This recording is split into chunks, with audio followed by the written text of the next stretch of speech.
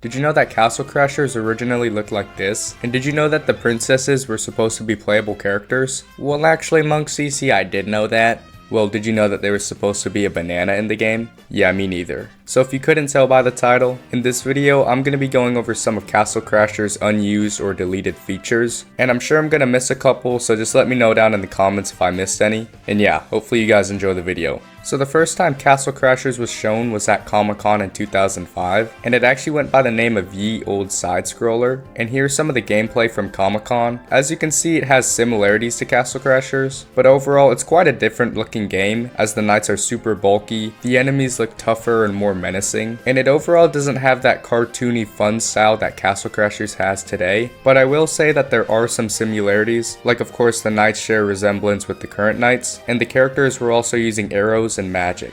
Now here are some images of Castle Crashers from 2007 to 2008, and as you can see, it's looking more similar to current Castle Crashers, but it still has this kind of pixelated vibe with these bulky knights and kind of like a less cartoonish feel. But I will say that the map looks pretty similar to the current map, and I'm glad they stuck with the map design since it's nice and simple. And also here's the map design from 2005. So now that I've talked about the early versions of Castle Crashers, or Ye Old Side Scroller, it's time to talk about some of the unused items. The 6 unused items in Castle Crashers consist of the Battle Axe, Shuriken, Switchblade, Blade, Mittens, and banana. Okay, so all these make sense except for the banana. Like, what am I supposed to do with that? Anyways, people found out about the unused items since they exist in the game's files, and you're able to see these items by doing a glitch in the Flowery Fields level. And of course, you can't actually use these, but they do look pretty cool. And before I move on with the video, if you're enjoying the video so far or you learned something new, consider subscribing. It's free and I would really appreciate it. And also it would make you beefy in real life. Now let's talk about some discontinued minigames that Castle Crashers used to have. There was an exclusive minigame on the Xbox 360 called All You Can Quaff, which was pretty much just a game about mashing buttons where you would try to eat food the fastest and try to beat your friends. Now there is actually a mod that lets you play this on the remastered version, so I have tried it out myself, and let's just say that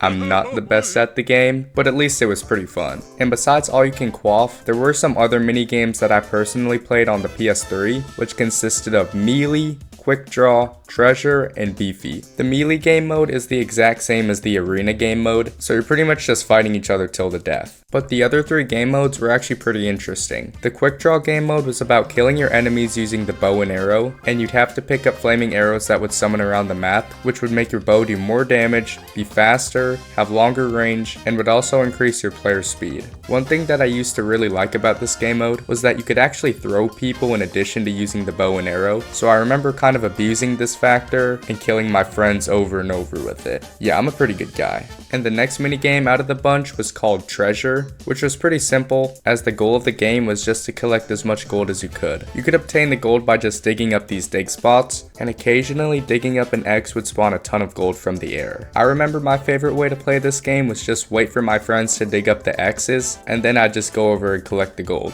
The next minigame was called Beefy, and there were no weapons involved in this game mode. Everyone would start out practically naked, and you'd have to eat these chickens running around the map. After eating a chicken, you'd become beefy, and you were able to fight your enemies. All I remember about this game mode is that it was hard to get the chickens since they were moving so fast, and I was a kid, so I had the reaction time of like a snail. But yeah, it was still a lot of fun. Now the final minigame is definitely the most iconic one, which is volleyball. And no, it's not the volleyball on the sandcastle roof. There was a whole minigame dedicated to volleyball, where each player would have their own stats and elemental attacks when hitting the volleyball. You could have up to 8 people play since there was 4 people per team, and this minigame was definitely my favorite out of the bunch. Now let's talk about some of the deleted cutscenes and concepts. Now I'm sure everyone has seen the cutscene in the home castle of the evil wizard taking the crystal from the king, but did you know that this wasn't always the case, and that this is what the cutscene used to look like?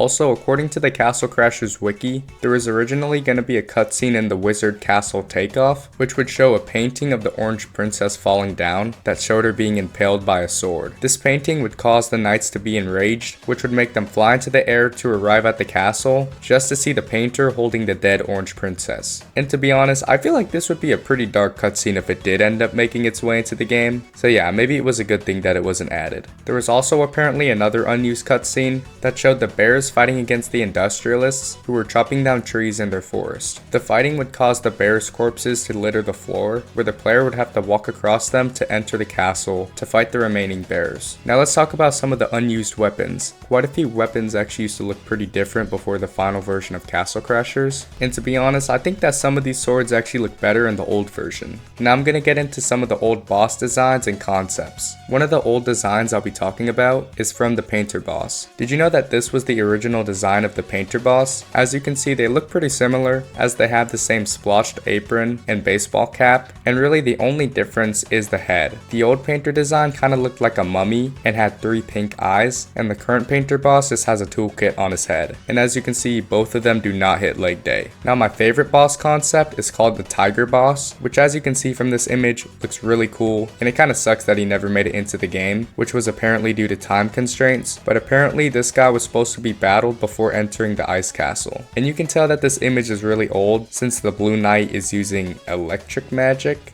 Well, anyways, did you know that the Barbarian boss originally just looked like a beefy barbarian? And there actually is some footage of him being fought that was originally uploaded to GameSpot.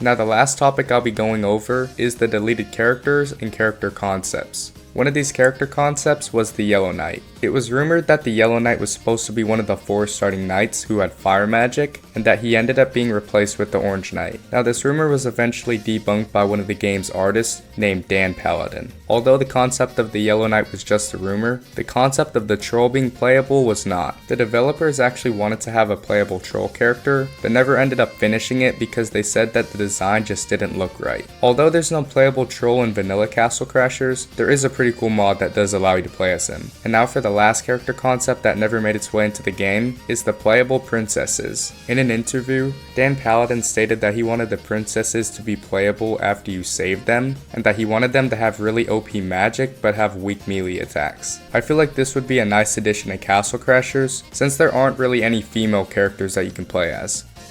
Anyways, I hope you guys enjoyed this video. Let me know down in the comments what was your favorite deleted or unused feature. And yeah, I'll see you in the next one.